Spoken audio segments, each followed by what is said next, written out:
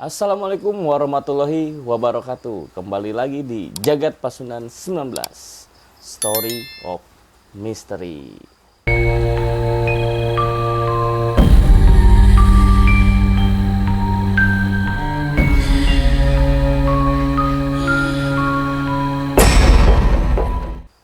Nah, Kang Indra, Ya. jadi pada malam hari ini kita akan membahas tentang makam keramat, Kang. Makam keramat yang direlokasi akibat terkena dampak dari pembangunan jalan tol Jogja Solo, Kang. Jadi mungkin saya sedikit ini juga ya ngasih gambaran dulu. Jadi makam keramat ini diyakini adalah makam dari tokoh adat, Kang. Tokoh adat leluhur dan penghuni pertama Dusun Ketingan Melati, Sleman yang bernama Kiai Kromo Ijoyo alias Mbah Celeng. Nah, jadi beliau ini dulunya salah satu pengikut dari Pangeran Diponegoro. Ya. Nah, sekarang itu jadi ada sedikit, bukan sedikit sih ya Kang, banyak tanggapan-tanggapan menarik nih Kang Ya. dari netizen gitu kan tentang relokasi makam keramat ini. Dan mereka itu ya seperti yang kita ketahui lah Kang, berbicara tentang makam keramat pasti berbicara tentang mistis gitu kan. Dan di sana banyak yang berkomentar kalau nanti setelah dibangun gitu kan, dibangun jalan tol, maka akan terjadi kecelakaan. Korban ya gitu. Nah,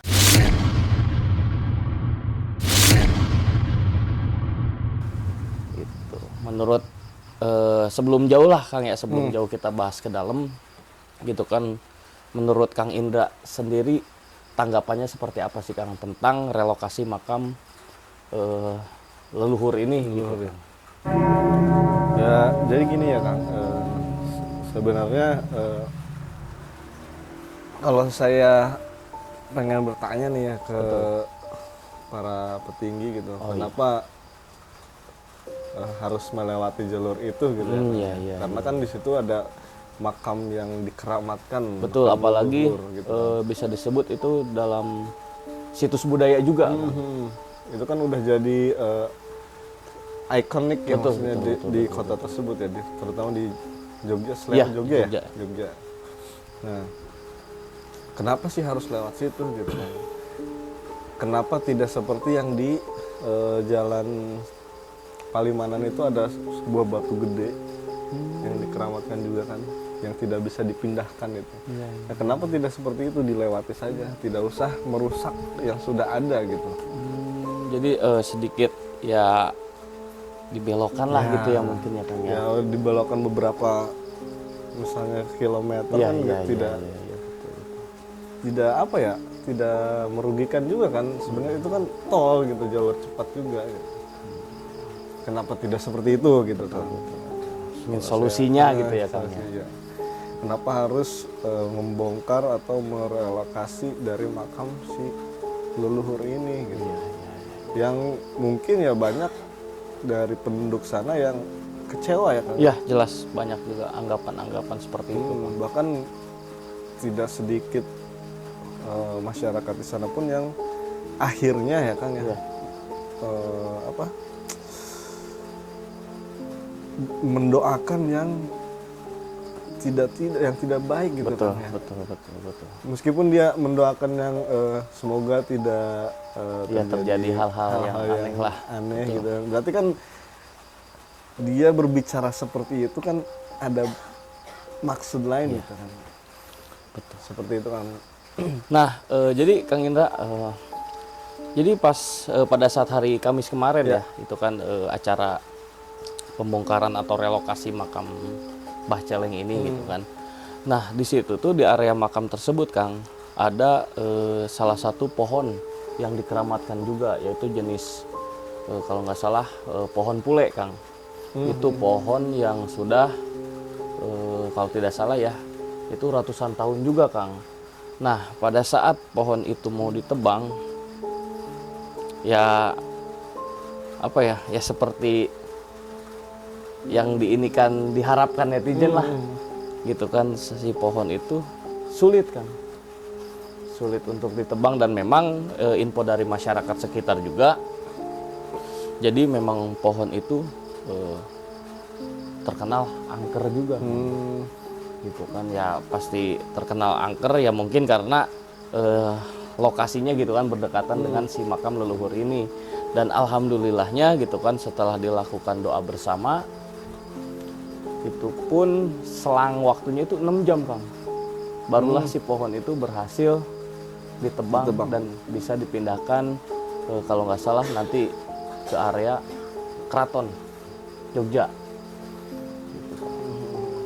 Nah, saya ingin bertanya, Kang, dari situ apakah mulai gitu kan, apakah memang sudah ada unsur-unsur mistis yang mulai ditampakkan gitu, Kang Indra? Nah, ini menarik, Kang. Kalau melihat dari si pohon tersebut yang susah ditebang ya, Kang. Iya. Sebenarnya itu sudah menjadi suatu apa ya? Pertanda gitu kan. Kalau kenapa sih mungkin makhluk-makhluk yang ada di sana juga sedikit kalau dibilang protes ya protes ya. Iya. Kenapa tidak ya daerah lain saja? Kenapa harus merusak alam gitu kan? Apalagi nih satu pohon keramat yang sudah tumbuh puluhan tahun bahkan ratusan tahun ya kan? Iya, udah ratusan tahun kalau saya baca itu kan. Udah lama gitu Iya. kan. Kenapa harus, kalau misalnya memang itu pohon yang sudah tua atau keropos atau gimana kan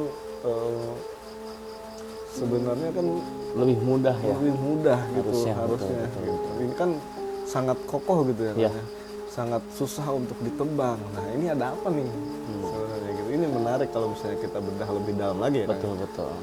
Nah, mungkin saya juga akan membacakan beberapa komentar, Kang Indra, iya. karena Siap. saya sudah memilih gitu kan beberapa komentar yang menarik nih dari netizen gitu kan. Mungkin yang pertama nih, Kang, ada yang berkomentar seperti ini, yang ikut bongkar, yang nebang pohon, yang mindahin makam, yang gusur pakai alat berat, gimana kabarnya?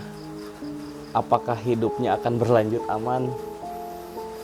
Nah, jadi seperti apa ya, hal-hal yang seperti itu memang pasti dikaitkan gitu kan, apalagi ya memang sudah bukan menjadi hal-hal yang asing lagi gitu kan. Kalau si pasti sebelum gitu kan, sebelum jadi tol pun gitu kan, dalam proses pembuatannya pun pasti bakal ada kejanggalan yang terjadi.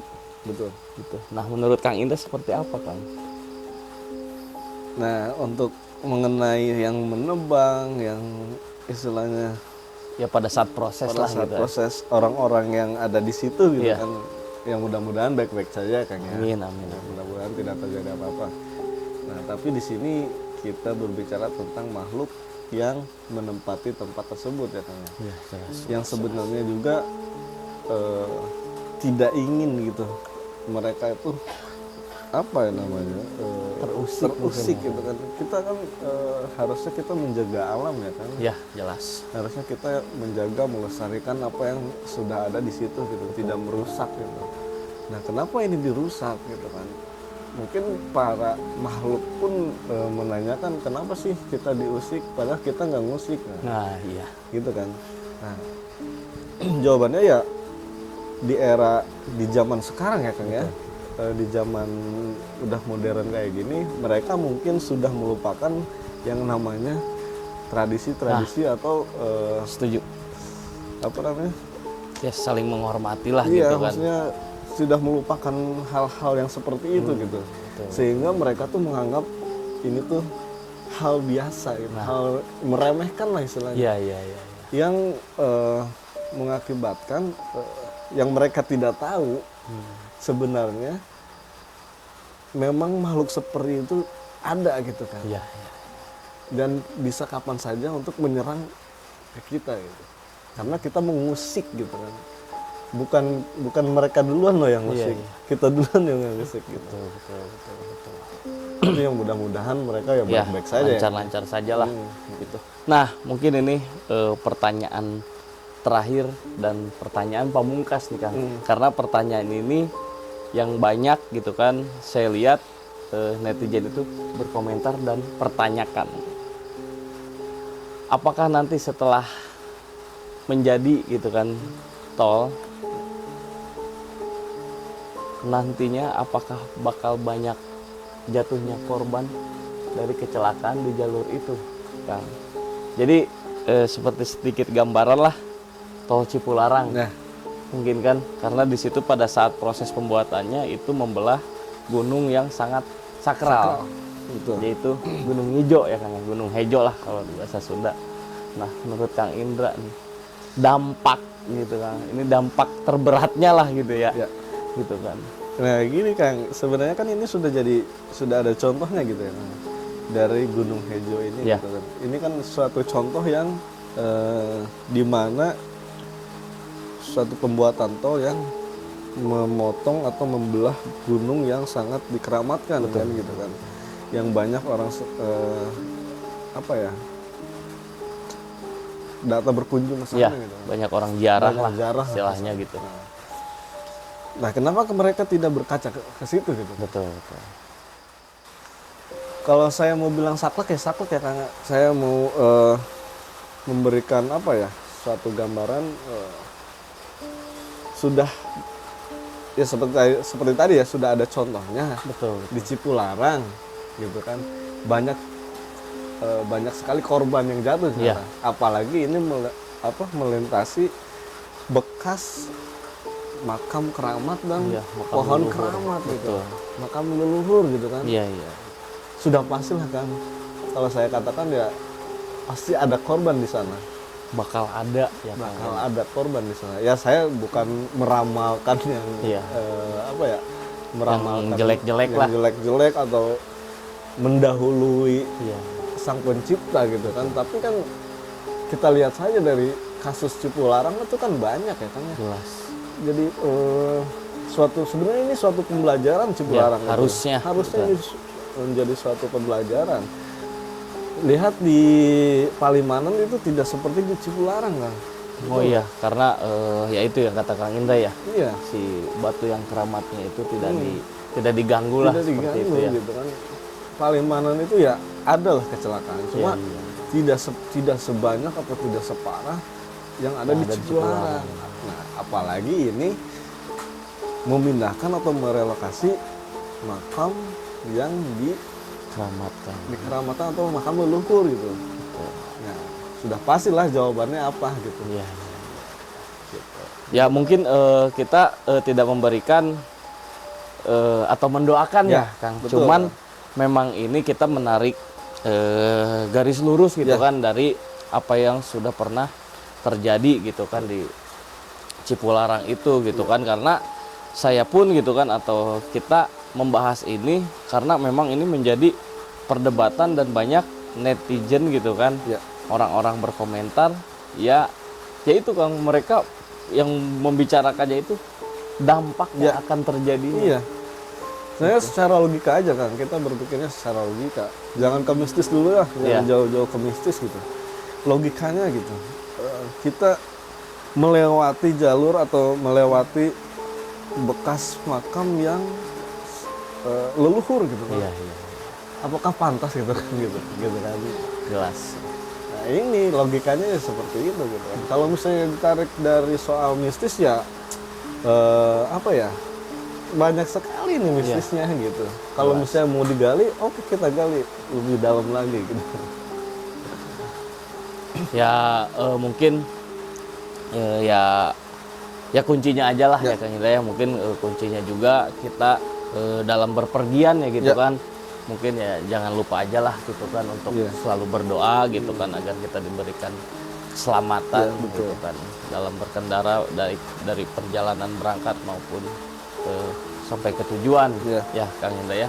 Mungkin cukup Ya dari kalau Kang Indra. misalnya kita sudah lelah, sudah ngantuk ketika berkendara, mungkin kita melipir dulu lah, istirahat dulu gitu. Jangan memaksakan ya kayaknya. selalu Takutnya terjadi yang tidak diinginkan gitu. ya.